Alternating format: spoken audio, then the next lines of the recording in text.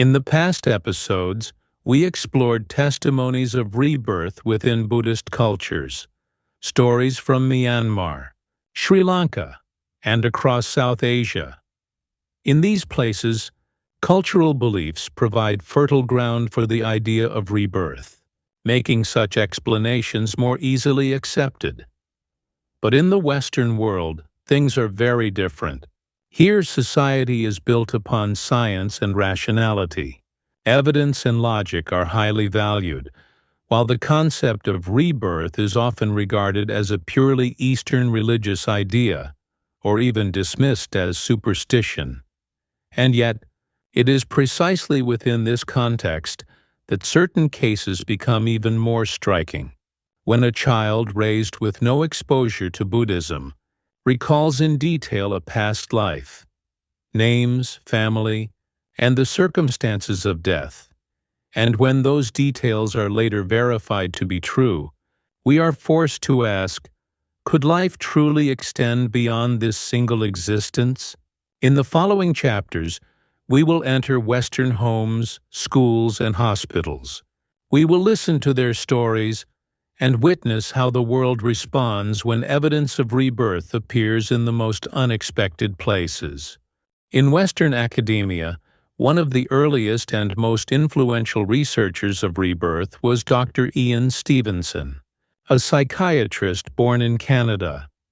In the 1960s, Stevenson was a professor of psychiatry at the University of Virginia in the United States. At that time, mainstream psychology focused on personality development, mental illness, and drug treatment. Hardly anyone was willing to touch a subject as controversial and seemingly religious as memories of past lives. Yet Stevenson chose a different path. He noticed that in many parts of the world, young children claimed to remember previous lives. These memories often began at the age of 2 or 3, expressed with great emotion. Astonishingly, the children could give details such as their past life names, addresses, and even the circumstances of their deaths. With the caution of a scientist, Stevenson decided to investigate. He personally traveled to India, Sri Lanka, Myanmar, Lebanon, Turkey, and beyond, interviewing thousands of children and their families, carefully verifying records and documents.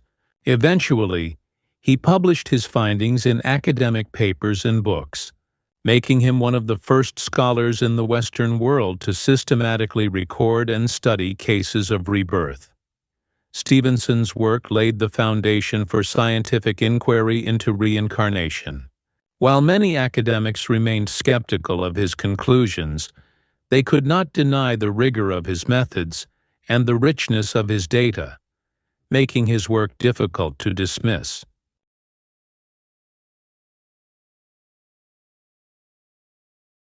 Among all Western cases of past life memories, the story of James Leininger is perhaps the most famous.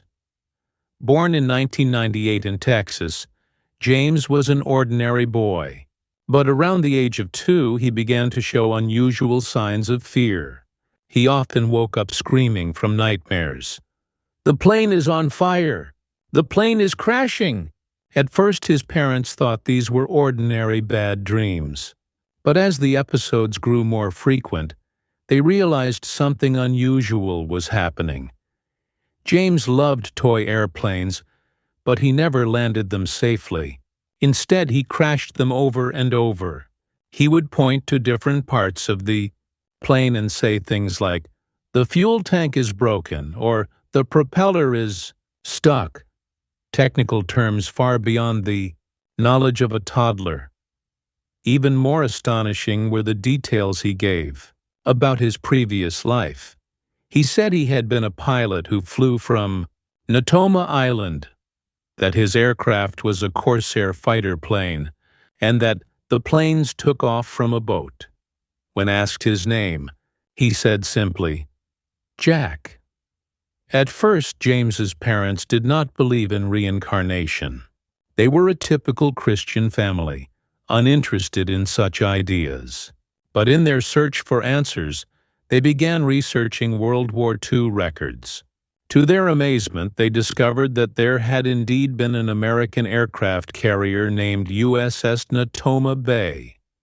On that ship had served a young pilot named James Houston, Jr., who was killed in 1945 when his plane was shot down and crashed into the sea. The further they investigated, the more astonishing the correspondences became. James said his plane was hit by Japanese fire, caught on fire, and fell into the ocean. He said he had a friend named Jack, and indeed, Houston had a fellow pilot named Jack Larson. This remarkable consistency drew the attention of U.S. media. Major TV networks interviewed the family, and documentaries were produced. Even some hardened war veterans, skeptical of reincarnation, admitted that the boy's memories were too accurate to dismiss. As James grew older, his past life memories gradually faded. Yet his story has remained one of the most compelling modern cases, notable for its verifiable details and corroborating historical evidence, making it difficult for skeptics to dismiss outright.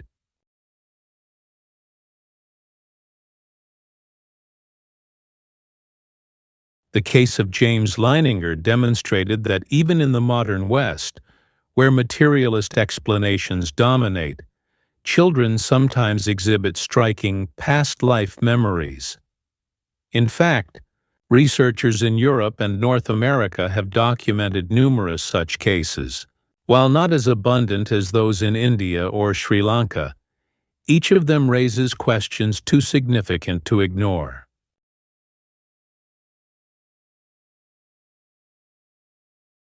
In the UK, a 5-year-old girl often dreamt of drowning at sea. She would wake up in terror, saying, "The water is rising. I'm on a ship. It's sinking." She described details far beyond her age, including 19th-century dresses and ship structures. She said, "My long skirt was so heavy it dragged me under." Historical records later confirmed that a passenger ship had sunk in the North Sea in the late 1800s, with a young woman among the victims matching her description. While not absolute proof, the case became a cornerstone for European research into reincarnation.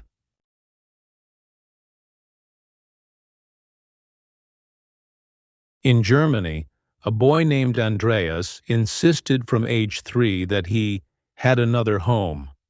He vividly described a farmhouse, a cowshed, and even a cow named Lotta. He insisted, "My name is not Andreas, it is Friedrich."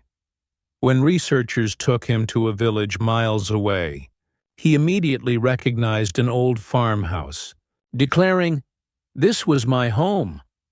Local elders confirmed that decades earlier, a farmer named Friedrich had indeed lived there, and he had owned a cow called Lotta. This case lacked dramatic wartime scenes, but it demonstrated that past life memories often concern ordinary lives, not just heroes or famous figures.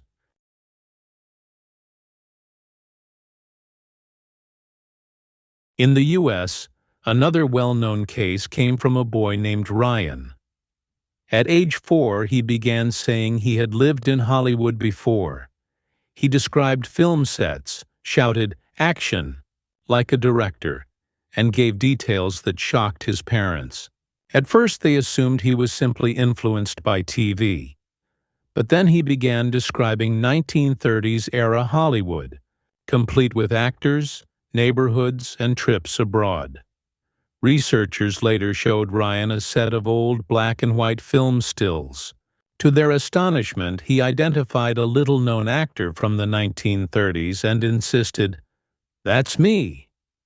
Records confirmed the man's identity, including his friendships, his Los Angeles address, and his trip to Paris, all details Ryan had mentioned.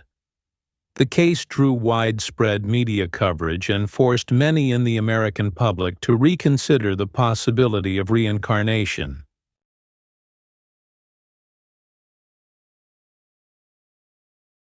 These cases share several key features. The children were very young, too young to acquire such historical knowledge. Many specific details were verifiable. Names, places, events. The children displayed intense emotions, suggesting genuine memories rather than simple fantasy. Taken together, these stories form a larger pattern. They remind us that reincarnation memories are not an Eastern myth, but a cross-cultural phenomenon appearing in both East and West. In the Western world, cases of past life memories often spark intense debate. Some find these stories astonishing, even life-changing, yet many scientists and scholars approach them with skepticism.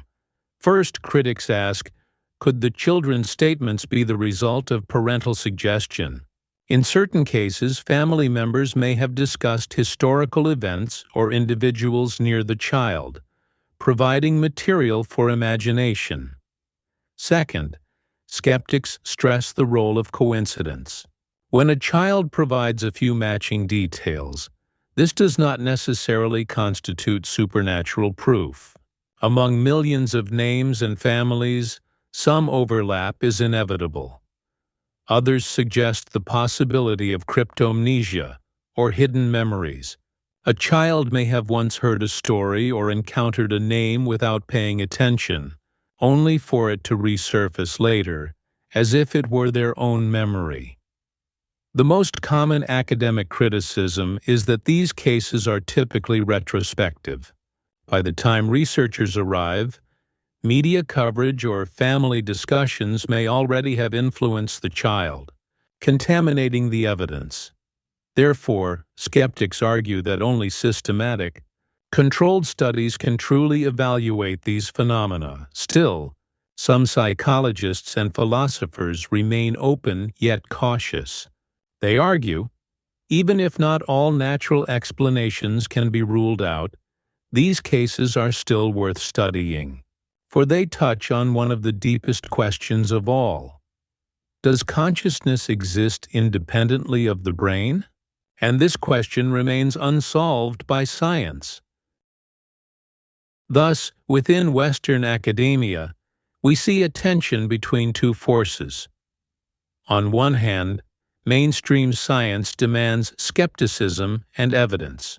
On the other, a growing body of cases continues to challenge established frameworks. This debate itself is the driving force of science. Because of criticism, researchers must be more rigorous. Because of the mysteries humanity continues to explore.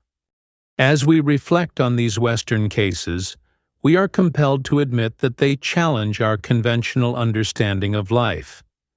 These children were too young to invent such detailed historical accounts, yet their memories and emotions often aligned with real events. Of course, skepticism remains. Some argue that it is coincidence, suggestion, or imagination.